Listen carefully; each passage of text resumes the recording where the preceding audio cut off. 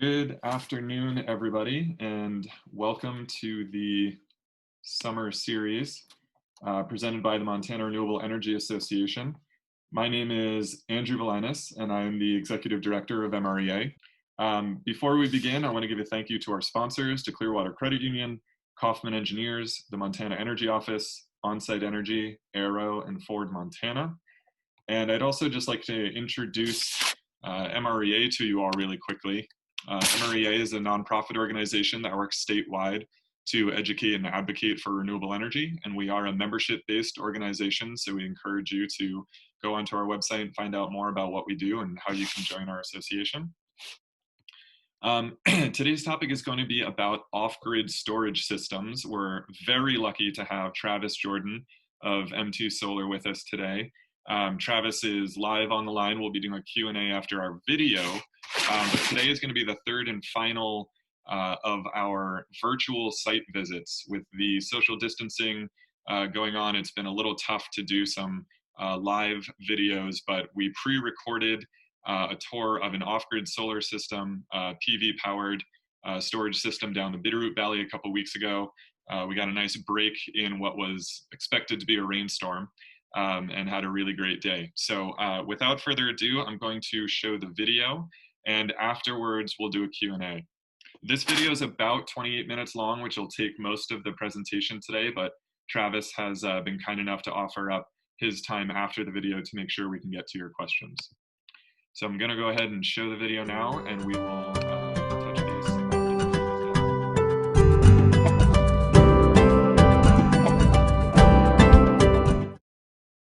Hi everybody, my name is Andrew Valinas. I'm with the Montana Renewable Energy Association. MREA is a nonprofit organization based in Montana that works on renewable energy, education, and advocacy. We are down in the beautiful Bitterroot today. We're going to be talking about off-grid energy storage systems powered by solar PV, as you see behind us. Joining me is Travis Jordan of M2 Solar. Thank you so much for joining us, Travis. Absolutely. We're going to be talking about different system components today. We're going to be walking through some of the things people should know about and understand when they're thinking about going off-grid and storage and solar. But to start, maybe you can just tell us a little bit about yourself and your business. Absolutely. Yeah, my parents were off-grid before I was born, so I was raised in the mountains of North Idaho in an off-grid system, and we had a small ranch there. And as I was growing up, I remember doing battery math and inverter math at the kitchen table along with my grade school homework, and somewhere in there became a desire to grow up to be an electrician someday. Way too much here I didn't understand. I needed to get a little better understanding. So I went into becoming an electrician and became certified. Once I started into the electrical trade, it became obvious that there were many other people that needed things answered for their off-grid solar systems around North Idaho. And after we moved to Montana here, we found out there was that need here as well. So for many years now, we've been servicing the Montana customers, doing off-grid installs around the state under the name of Jordan Solar. And a number of years ago, we also identified a need for a better mounting solution so that we could mount solar in remote areas without having cranes and hoists and scaffolding. So we started up the company MT Solar, which stands for Montana. So Montana Solar has been specializing now in these mounting structures like you see behind us for a number of years, and we're selling them all across the country. So that's what brought us here today. Great. Well, thanks again for being with us, Travis. Obviously, you've been steeped in information on off-grid systems since you were a child, so we're excited to talk with you today. Let's go ahead and dive in. Travis, so before we dive into the different system components, when a customer is thinking about being off-grid and knowing that they're going to need storage, what are some of the considerations they should think about first? Absolutely. That's a very common question we get. And growing up with it, I had many of the same questions. Can I run this? Can I run that? How much energy does it take? How much do I need to store? How much do I need to have? And as we've worked with just hundreds of customers over the years, it becomes a very personal decision. We each have a different amount of energy consumption that we use. We really should all have a medallion that hangs around our neck that says, I use X amount of energy, because we become individual energy consumers. I like to explain to people that when my daughter goes to get ready in the morning and she grabs that hair dryer out of the drawer and she goes to dry her hair, great grandpa would have had a team of Percherons at 750 watts per horsepower. That's 1,500 watts for a team of Percherons, and that's what it would have taken for my daughter to dry her hair. And he was plowing his land with that and producing food for his family. So I like to remind people that it's really not so much about how much energy I can make, it's about how much energy I'm going to consume. And I can make a lot of very conscious decisions that drastically change the amount of energy that I'm going to need to produce because of my consumption. Many ways to work around those things, but very much it's a personal decision. Just like with my right foot, I control my fuel economy on my vehicle. With my fingers here, I get to control the economy of my system and how much generation I'm going to have to make the system be sustainable. And that's really what we're after. We're after sustainability on a very micro level, not even such a macro level, but sustainability of, can I produce on this premises what I can consume? Very easy to do, or can be extremely difficult or even impossible depending on the choices I choose for my consumption.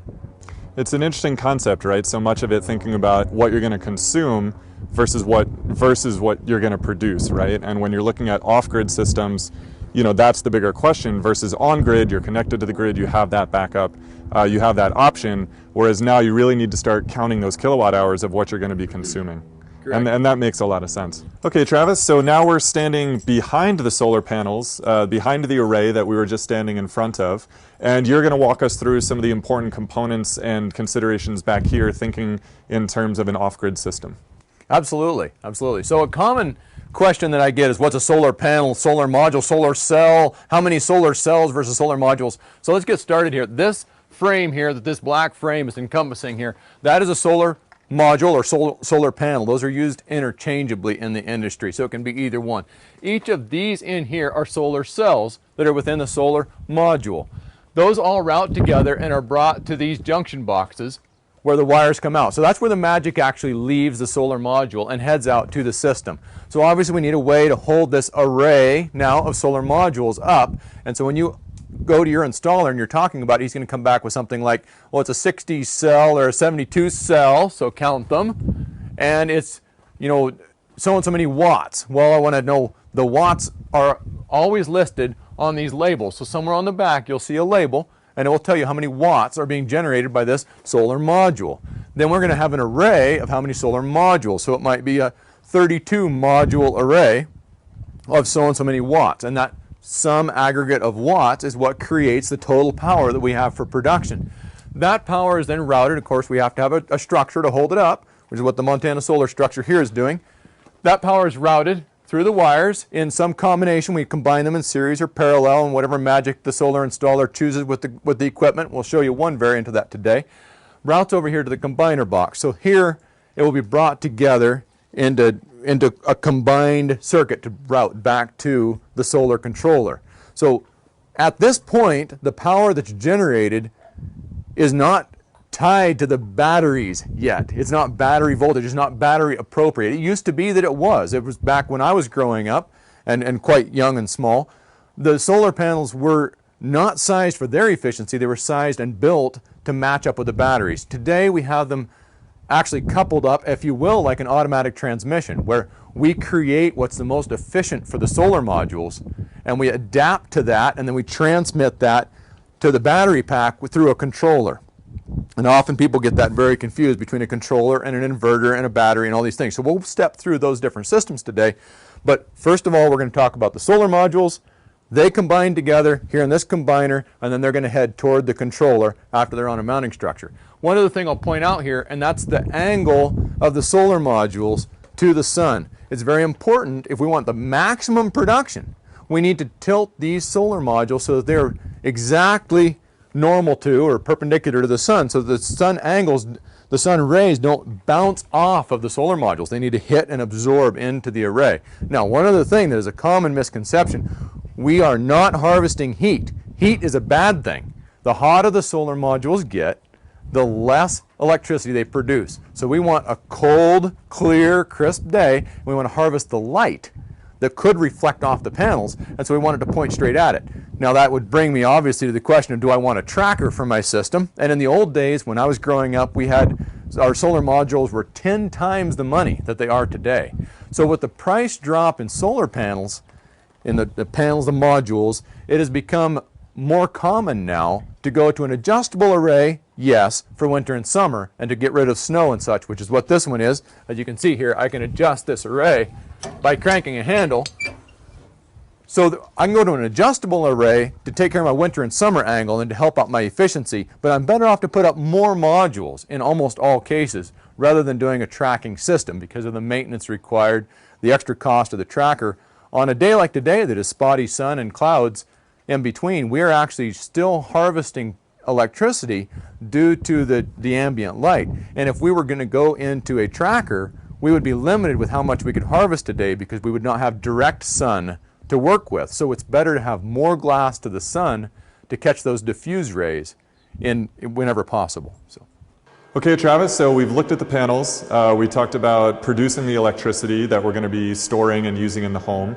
Now we're inside where that storage and use happens. So why don't you walk us through the different storage components here and what we're looking at the kind of internal guts of the system. Absolutely, absolutely. So as I mentioned outside, the solar panels are coming in, the electricity coming from them, we're maximizing what we can get out of that. And so we need a controller that is going to, just like our automatic transmission in our car or cruise control, that's going to pay attention to the solar panels and try to extract every bit we can out of them the most efficient way we possibly can. So that's what these controllers here are. This happens to be Midnight brand controllers.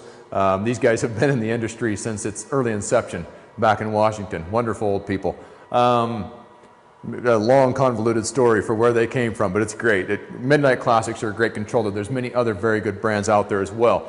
So don't get wrapped around the axle about which brand you have, but the purpose of the solar controller is to take the electricity from the solar panels and convert it, optimize it, maximize it, and convert it for storage in these batteries.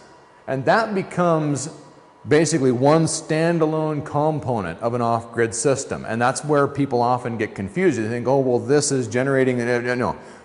Let's just keep this simple. That is standalone. The solar panels come to the solar controllers, which control the solar, and take it to the batteries. The batteries are the hub of every system. We call these solar systems. They might better be called battery systems. And that's really what we're here talking about is battery storage today. So this battery, these are lead acid batteries. There are some new technologies that are out now. Some of them have a lot of great promise. Tesla is using some wonderful technology with their lithium ions. Some of those are becoming available to the off-grid market. We are not using them in our systems for a number of reasons, and there's a lot of good reasons to use them. I'll go over some of the pros and cons of different battery technologies. This is a flooded lead acid battery. So this is very similar in battery technology to what I would have used growing up as a kid, been around for many, many years. And it is very robust. So this battery uses distilled water in the electrolyte. And if you use mineral water, it will short the battery out. So you have to use distilled water, so there's no minerals in the water. And that helps create the electrolyte to create the battery technology, the reaction inside that stores the electricity. These batteries are proven.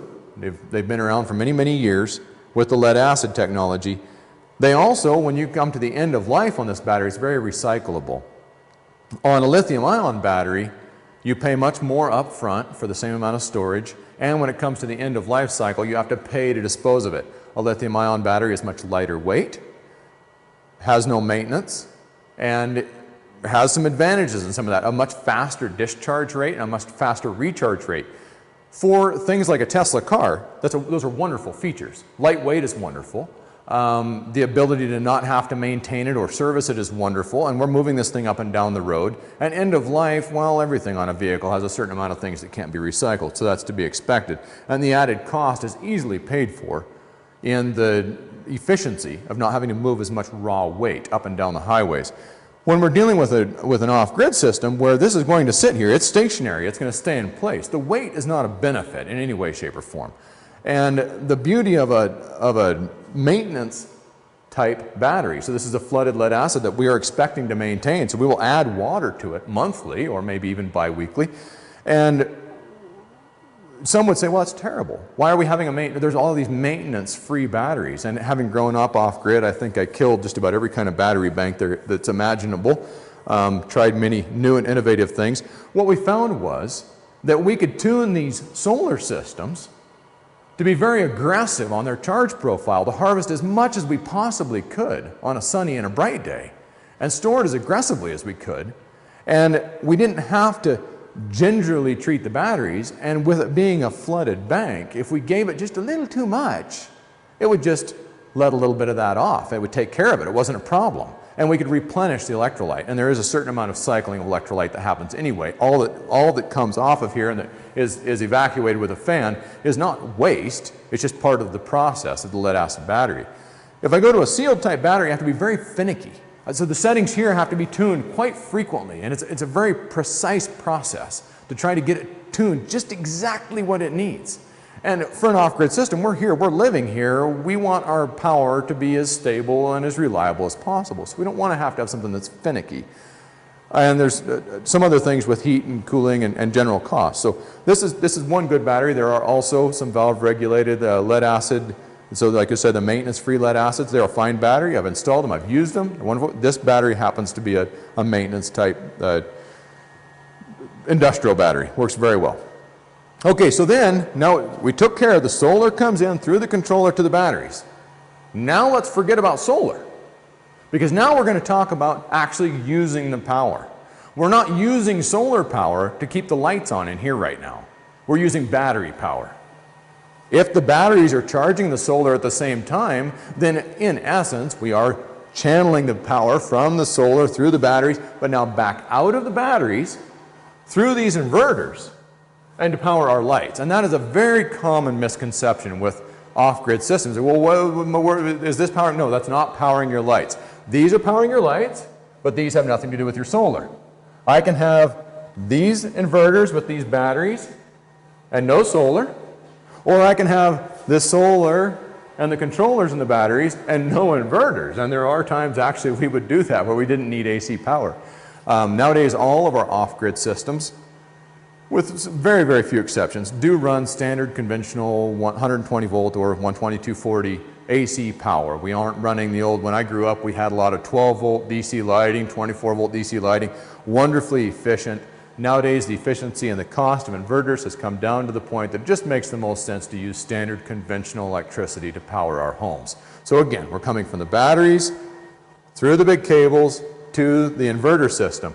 Okay, everyone has in their home, for sure in North America, and every other country I've been in, a standard electrical breaker box. And all of us look at those if we have not been exposed to them or we're not familiar with them, and we say, oh, what are all these switches? And there's a little labels, and we figure it out, right? We're used to the mystery of this. But really, most people don't understand that either. But really, that's all I have here. It just looks fancier and more scary. But it's much the same scenario. I have breakers to control different facets of the system.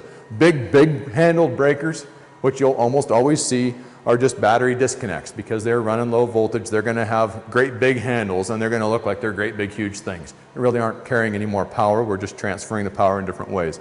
I'm going to have some bypass information because I am my own utility now. I'm off grid. So if the power were to go down, I can't just call the utility company and say, hey, come fix it with your bucket truck. I have to find a way to get power back up and running myself. So there is going to be a bypass scenario to get that taken care of. And I'm going to have, breakers for my solar and other things involved. So just standard electrical wiring, nothing too complicated. These are the workhorses, again, back to being the solar of the solar system feeding the batteries. Now we're talking about the batteries feeding the inverter package.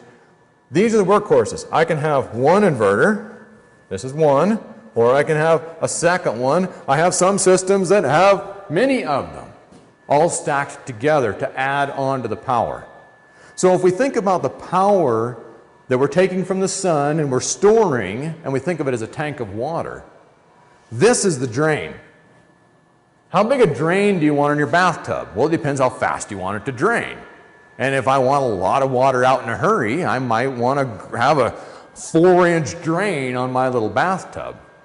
But it's not going to be a very full bathtub very long with a 4-inch drain. It's going to get empty real fast. And if I got a little spigot squirting water in the top, which is my solar happening over here, as long as what's coming in and what's going out is matching. But what if the sun goes behind a cloud? So the goal is to use, again, as reasonably small amounts of power as we can and still sustain the quality of life that we want to have, which often comes down to the cost of the system that we want to install. And we want to put as small a drain as we reasonably can, which means if I want to turn on a lot of loads at once, say I have a large well pump, which is a common large load, and maybe I have a table saw or a skill saw. I've got a little wood shop going in my garage, but I'm not going to run it very much. Maybe I have an arc welder. I've got a big arc welder. I want to weld a part back on my trailer. That's fine. This system will run an arc welder. I have no problem with that. Just don't run it very long because I have a finite amount of storage available. And I'm opening a big drain to suck that storage out. So those are some of the variables that you have to pay attention to. It's not so much how big a loads you're going to run, it's how long you're going to run them for. It's the little loads, refrigeration and freezers and, oh, heaven forbid, but small electric heaters. They're horrible. It's like my daughter's hair dryer, it's bad.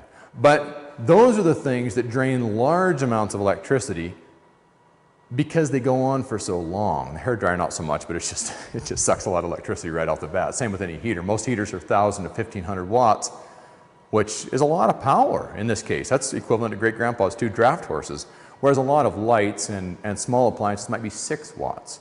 So we're talking orders of magnitude increase here over just something that we think of as an everyday appliance. So those are some of the considerations to bring into play with an off-grid system and how to keep your usage in line with the production that you choose to purchase. Okay, Travis, so we've covered all the different system components, and I really like how you phrased it, how the batteries, not the solar, is really the hub of this system. We've talked about all the power flowing into here and then out, you know, to other parts of the system. Which begs the question, how much power do we actually have here? Absolutely, absolutely. Very common misconception with a battery bank, and right on these battery banks is going to be a label, or on the spec sheet that when you go to purchase the battery is a label of how many amp hours of storage it has. So what we're going to look for is we're going to look for the battery voltage, and that's what's going to tell us. Now, that should be simple, but it's not. It takes a little bit of thinking. A nominal battery voltage is 12 volts. So these systems are going to be broke down into those increments of nominals, 12 volts, 24 volts, 48 volts. Our solar is coming in at a much higher voltage, and we're going back out to conventional power at a much higher voltage, 120, 240 volts. So we've found over the years that it's more efficient to keep the battery voltage higher so that we don't have to convert it quite as much. Right? The transmission, if you want to think of a manual transmission, the gear ratio isn't necessary to be as high if we can keep the battery voltage higher. So this is a 48 volt bank. Nothing wrong with a 24 volt bank. There's advantages to all of the above, different systems. That's going to be your system designer. But in this bank, we're at a 48 volt bank, nominal. But I may have this bank up at 60 volts when I'm charging it, and I may bring it all the way back down to 46 volts. And guess what? It's not linear. So we have to learn to interpret the battery voltage as we go up and understand especially, the most confusing thing for everyone when they get into dealing with battery storage. And again, if you want to go to lithium ion as a different battery, this is battery technology specific. So lead acid batteries are what I'm focusing on here. Lithium ion batteries have a very different charging profile. Each battery has its own charging profile. Lithium ion has very complicated charge controllers that go with it. That's a whole different story. On this lead acid system, I'm going to apply an excess voltage or a higher voltage to the battery bank to get it to charge, right? It kind of makes sense. If I've got a 48 volt bank and I want it to go fill it up, I'm going to have to apply more than 48 volts to get that done. Right? So I'm going to take the voltage up pretty high. I'm going to hold it there for a while. I'm going to back away and look at it and see. Kind of reminds me of those air chuck things sometimes on tires where it pumps for a while and then it waits to see, well, what is it really? Well, that's kind of what we're going to do here. We're going to charge it up and we'll wait and see, well, what is it doing? But guess what? Right now we're using power, we're making power, we're using power all at the same time. So we're having to somewhat interpolate what is the actual state of charge, is the terminology that your solar professional will use. What's the state of charge of these batteries? And I can only use the top half. So if I get down to 47 volts, depending on my loads and my production, I may be at half full. And so I'm going to have to put power to them. So really what I'm looking for is I'm looking for the amount of power that they're willing to absorb right now. So I'm looking at amps. How many amps of storage will they take? And that information is going to be on my controllers. So Travis, we got one more question here for you. Say our storage is full and it's a nice sunny day outside and the solar is producing. What happens to that energy? We don't necessarily need it. Where does it go? What happens to it? Wonderful question. It just doesn't get here. We don't actually produce it. So if the solar panels don't have somewhere for the power to go, we just leave it out there, which is kind of a crying shame. So we would think that our first inclination, and mine sure first was, well, and I need a bigger battery bank, right? Let's get more storage. So we talk about days of autonomy, which is a very common thing that you're going to run into when you get to talking to a solar professional about doing an off-grid system. How many days of autonomy do you need? We used to size systems when I was young for many days of autonomy, up to a week. I mean, and we would have a large fossil fuel driven system that would replenish that when the solar wouldn't happen, and we'd do all these things. We found out across the industry, all of us kind of came to the same conclusion that if our bank was too large, the sun couldn't effectively charge it when it was out. So we needed to size that consumption versus production a little closer and then not drain our bank too low. So we try to keep in the top part of the bank, and then we set those days of autonomy, and a lot of that depends on our customers' specific use scenario. They may be using more, they may be using less in different ways. But we do try to tell, and when you look on your solar controller, I was talking about the amps going in. Well, if you see float on all these, I think every brand of solar controller that I've been aware of, which they all kind of come from the same ancestral root, the controllers all use the terminology of float and bulk or absorb. But when you see float, it means just what it sounds like. They're floating along at the top, all happy and jolly, and we're putting in just a little bit to kind of finish them off or to end out the charge cycle. Well, that means we're pretty much full, and if it's a bright sunny day, I'm probably not getting to harvest it all. It's just getting left out there, and it means I'm out of room. Well, that's not all bad, because if I always try to consume it, I'm going to leave my batteries perpetually not full, and my batteries need to get clear full to be happy and healthy. They need to completely recharge, just like we don't try to see, well, some of us try to see how few hours of sleep we can get by on in life, but really we all need to recharge. So do our batteries. They need to fully recharge to be happy and healthy and have a long lifespan. So we want to see float, and we want to see float for a period of time, but when we do see float, it is an indication that there is probably a surfeit of power, which is not a bad thing. But unfortunately, there's only so and so much we can store in an off-grid system, in a storage solution.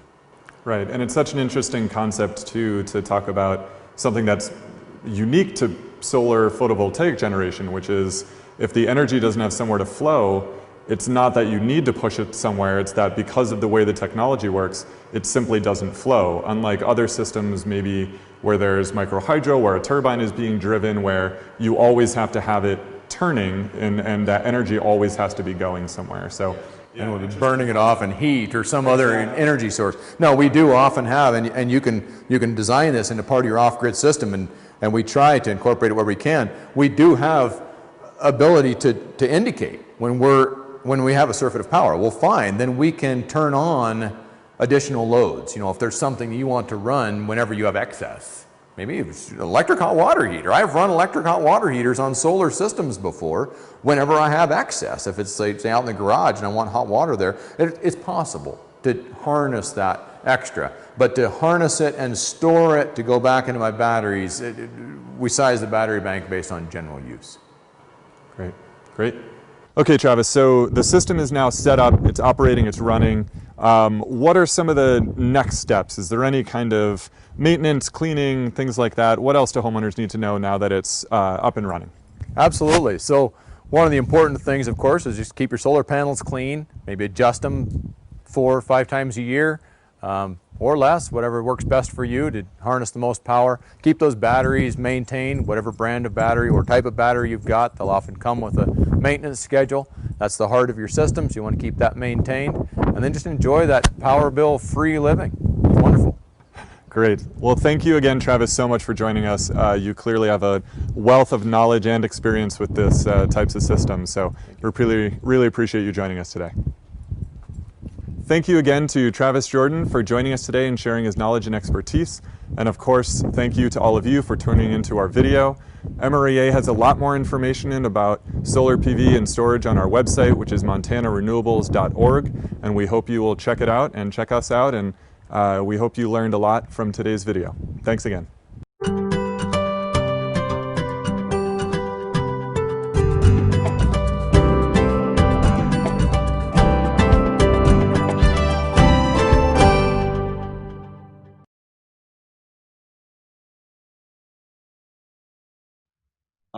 Travis, the first one I'm noticing here, can you speak to Sonnen batteries? Did I pronounce that correctly? I cannot well. I know some of my colleagues have used them. There's a host of good batteries out there, or maybe I should say all batteries are inherently evil. But no, I won't quote to any specific brand at this point. There's too many good opinions, and it's too hot of a topic for me to dive into it too deeply on that one. Okay, fair enough. Well, as you know, I work in the policy realm, and I appreciate your political answer there. So, I don't see any other questions yet. Maybe we can just talk a little bit about maybe costs right now and what you're seeing in cost trends. Again, obviously, as you mentioned during the video, there's a ton of different types of battery technologies, but can you maybe talk a little bit of just about general costs or kind of what the cost of some of the more common ones are?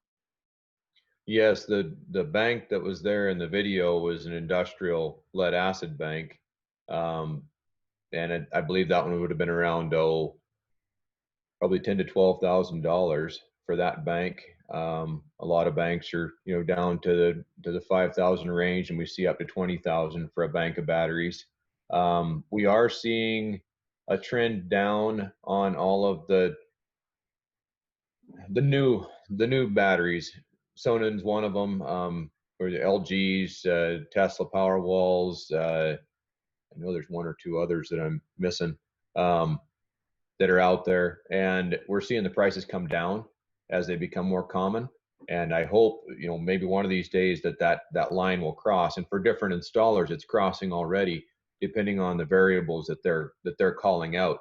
There's again so many variables when you're designing a system. Please don't throw your design your design professional under the bus because he's choosing a particular battery, because there's a host of different variables.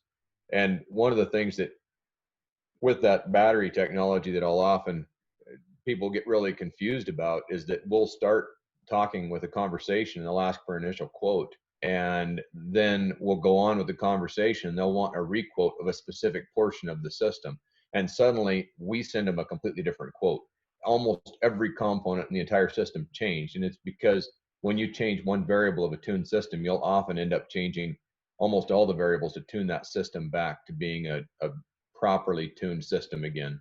So there's lots of different battery technologies there, and again, the pricing, lead acid of course isn't going down. The price of lead's probably going up, not down. So that trend is going up, and then the lithium ion and the iron phosphates and some of those are coming down, and where that line will cross, we don't know when that'll be. Probably sooner than later. Right.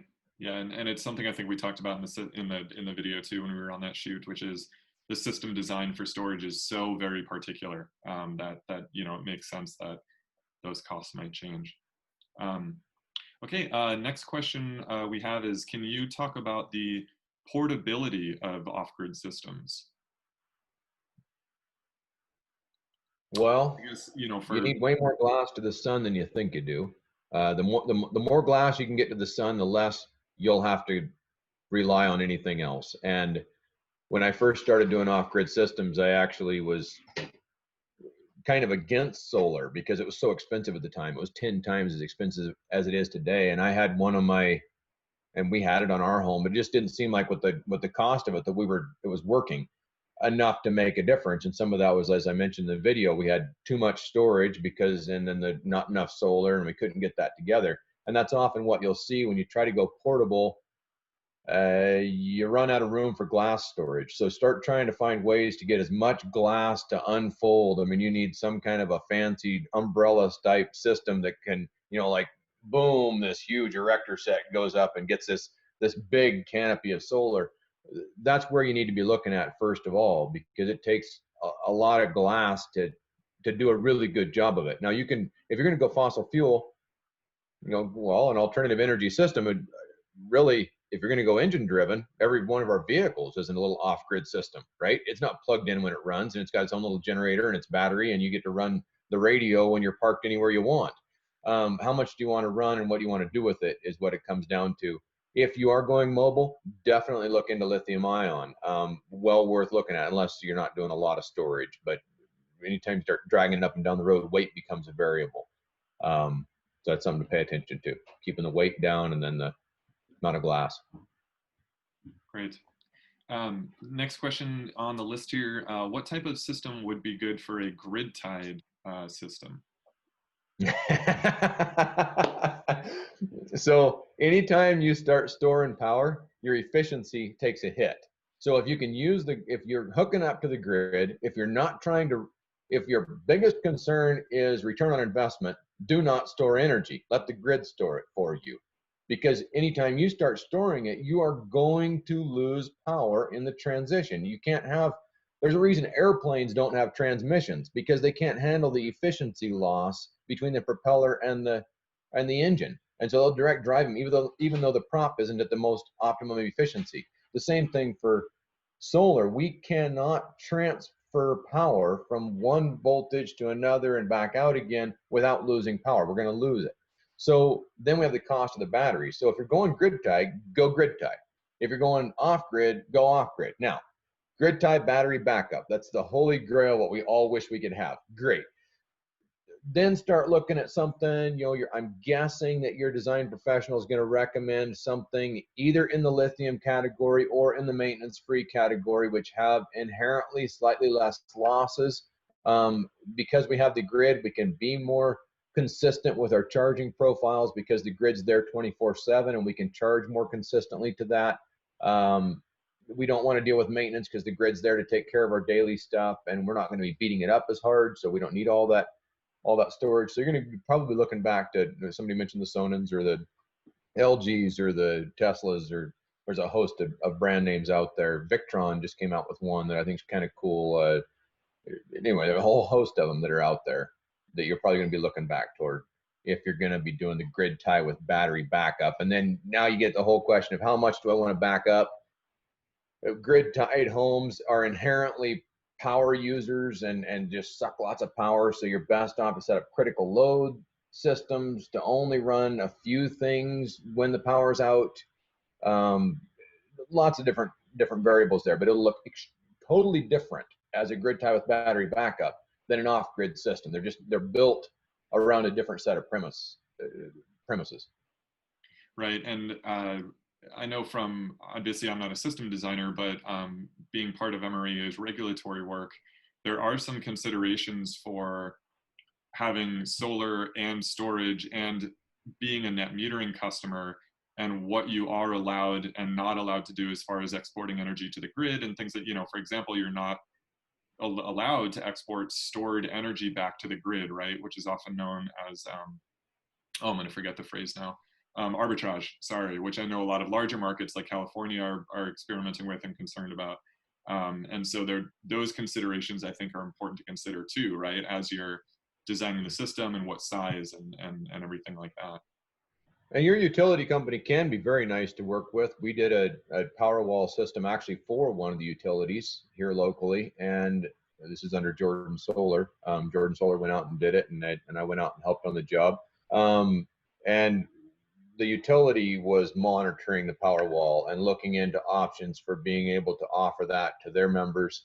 where they could use that storage then distributed across the network to peak, loading and do some cool stuff. So, the Tesla Powerwall is a great product. There's a number of other really good ones. Definitely not promoting any one brand because there's so many, and it's such a fast moving space. There's always something new coming up, but yeah, definitely different.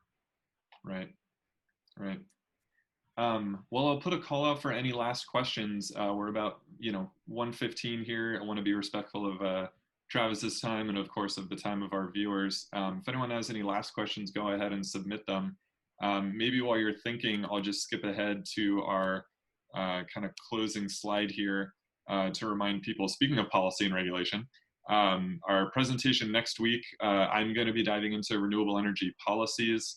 I'm trying to do a little bit more than just the surface level. At MREA, we work a lot on net metering issues. We talk a lot about QF development, and we'll certainly give people some updates on what's going on there. But my goal is also to take maybe a little bit of a different twist for folks to help them understand how policy moves through the legislature, who the key actors are. We'll talk about some updates on what's going on at the national level, like with FERC and things like that. And then the week after, we'll dive into the PSC, which I'm sure will be, there's plenty of discussion to be had there. Well, Travis, I don't see any other questions that have come in, so I just want to thank you again so much for shooting that video with us and for joining us today. Really appreciate your time, and I'll apologize one last time for the technical difficulties. We'll thank our sponsors again, and hope that everyone can join us next week for our next discussion.